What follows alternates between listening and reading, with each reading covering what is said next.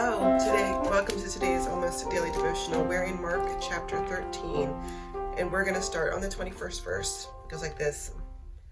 Then if someone says to you, "Look, here's the Christ," or "There he is," don't believe it.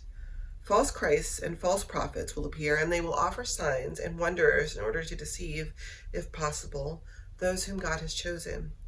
But you, watch out. I've told you everything ahead of time. In those days, after the suffering of that time, the sun will become dark and the moon won't give its light. The stars will fall from the sky, and the planets and other heavenly bodies will be shaken. Then they will see the human one coming in the clouds with great power and splendor. Then he will send the angels and gather together his chosen people from the four corners of the earth, from the end of the earth to the end of heaven. But nobody knows when that day or hour will come, not the angels in heaven and not the Son. Only the Father knows. Watch out. Stay alert. You don't know what the time is coming. Don't let him show up when you weren't expecting and find you sleeping. What I say to you all is stay alert. Now, this passage is most often quoted by people who are fascinated with the end days, the end of time, the rapture. I've never really understood why people would be fascinated with that or why they would want to bring it about, because it sounds like a pretty terrible time, right? The moon will turn dark and the stars will fall from the sky, and there will be war and pestilence and fire, and it just does not sound like an enjoyable time. Like, I would rather skip that part of the creation story if we can, please.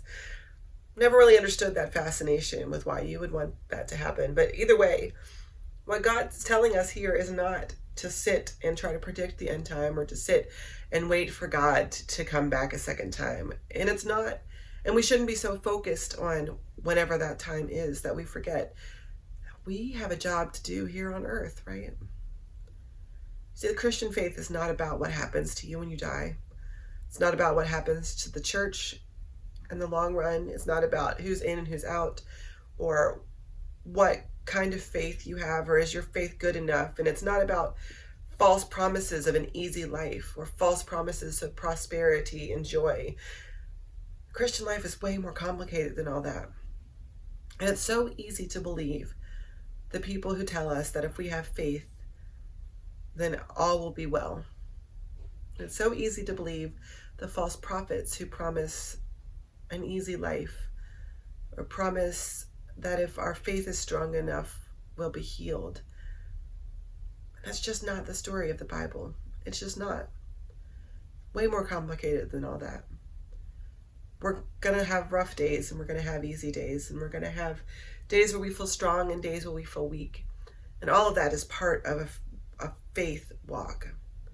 And so God reminds us, Jesus reminds us not to put our faith into those things, into the false prophets who promise an easy story, or to put our faith in the end times coming soon, and so we don't have to do the work of God. Christ reminds us that we don't know when the day will come. We don't know the hour. Only the Son of Man knows the hour and the day and the time.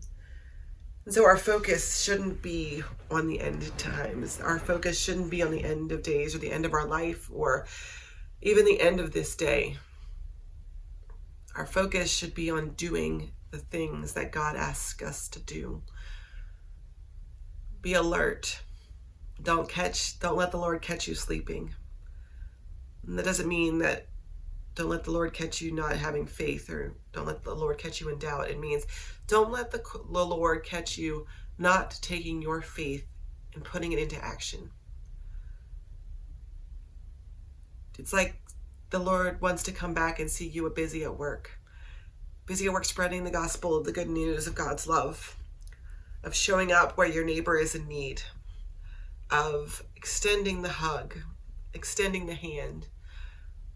God wants to see you busy, not doing busy work, not doing work, being busy worrying about other people and what they think of you, but busy doing the gospel and spreading the Spirit and living into your identity as a Christian. And no, that's not easy. It's not an easy promise, and it doesn't mean that you're going to get cool stuff or a nice house or the job that you want. It means